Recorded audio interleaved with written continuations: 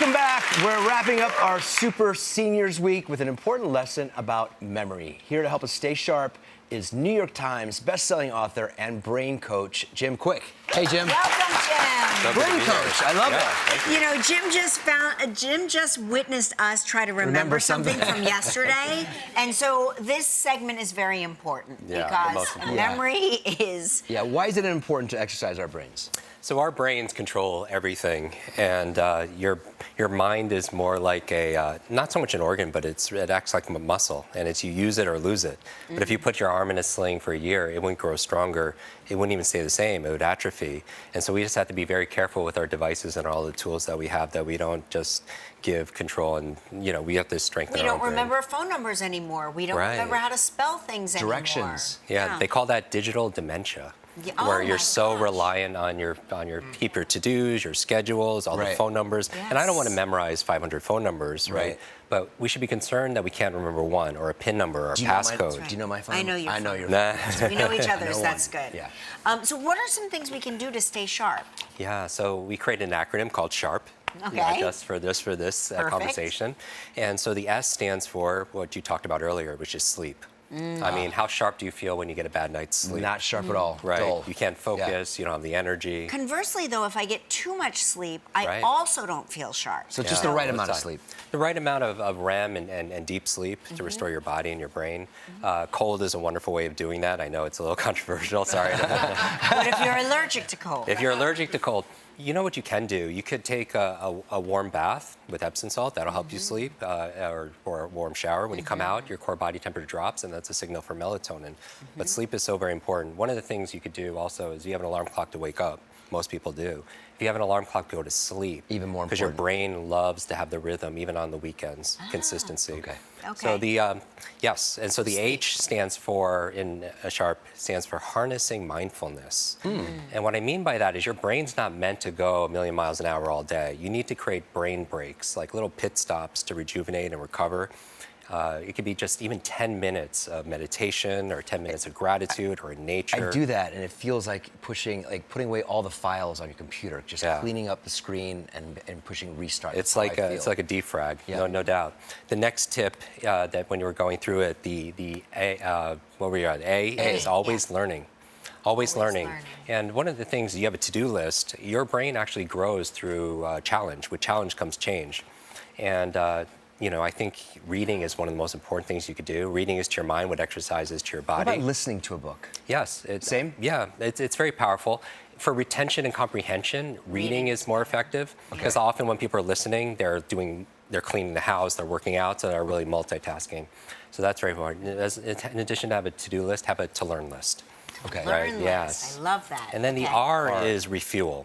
Specifically with water. Your brain is 75 to 80% water. Hydrate. Yes. We just did a podcast episode and talked about a recent study. If you're just 2% dehydrated, it could significantly compromise your cognitive health, your performance, lead to brain fog, forgetfulness, focus issues. So make sure what you eat and drink matters, especially for your gray matter. And then finally, the last one, the P, is physical exercise. Yes. Right?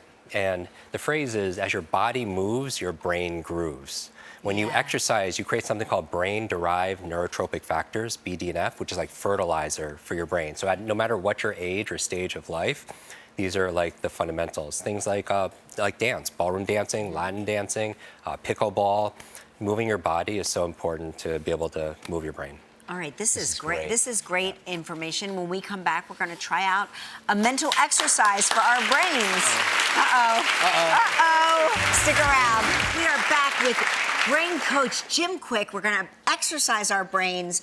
What are some exercises we can do for our brains? So one of the things you could do is challenge your brain by maybe learning a language. Okay. And so I understand that you're learning Italian. I've been learning Italian. Yes. So maybe we could show everyone in the audience. You could do this with us. Stand up real quick. Okay.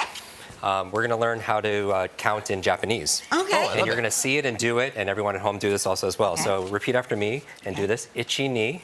Ichi ni. So ichi is 1, ni is 2 in Japanese. Ich ni. 3 is san, like sun with an A. So just point to san. San. And then 4 is she. So She. point to a female in the room. She. So ichi ni san, shi. That's 1 through 4. Okay. 5 is go, so just take a few steps. Go. Go. And 6 is roku. Imagine you're rowing a canoe.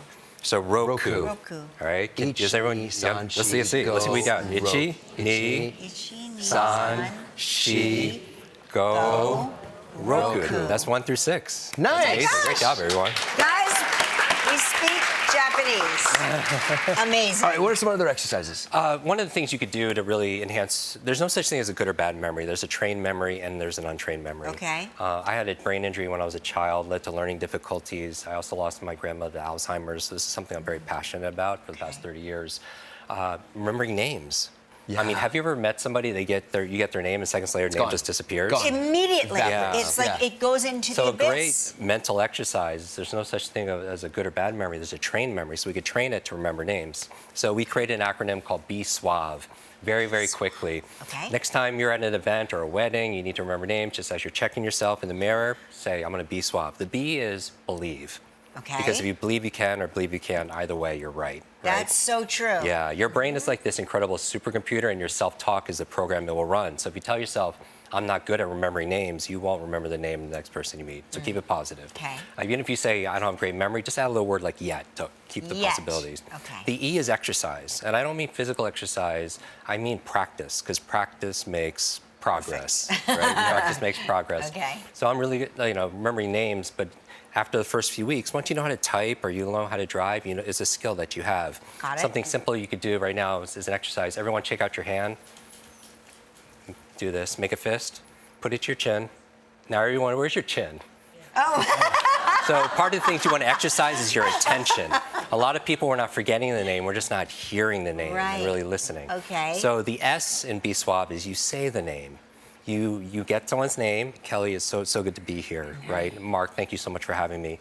You say it right away to make sure you heard it. The U is you use the name in the conversation. Just 3 or 4 times. You don't abuse it, right? Kelly and Mark, thank you for having me. Kelly, Mark, what do you want to talk about? Yeah. That would be an abuse, right? Right. But 3 or 4 times helps you to retain it. It helps you to overcome what I call the 6-second syndrome. Somebody tells you a name, you have 6 seconds to do something with it. Right. The A in Suave is ask. If you ever met somebody, they have a unique name, Ask. you could ask about their name. Right. Yeah. Ask, So yeah. if it's Gelman, you could ask, how do you spell that? What does it mean? Who are you named after? What's everyone's favorite subject? Them. Themselves, Right. right? So you could ask about a person's name. And V? And then finally, the V is visualize. Some people tend to remember what they yes. see, so try seeing what you want to remember. You could come up with just some fun thing. If you meet someone named Kelly and maybe I accidentally spill some jelly, something that rhymes with you, right? Or I meet Mark and I put a check mark in, with a marker on his forehead. So Yeah. see And it. these allows you, someone named Mike, imagine them singing karaoke on a microphone. And it sounds very Amazing. childish, but No, it helps you to be able to helps you learn. Visualize remember. it. Because when you leave saying goodbye, you'll remember what happened. Okay. And then finally, the E in Be Suave is end. You always want to end saying goodbye using their name. Because if you could Okay. walk into a room and meet 20 strangers and leave saying goodbye to every single one of them, who are they all going to remember? You, right? And that's a standard skill. That's very impressive. Great advice. All right. Kwik. Yeah. Amazing. Jim's book, Limitless Expanded Edition, is available everywhere books are sold. Thank you, Jim. Coming up next, Melba Wilson. We're going to cook.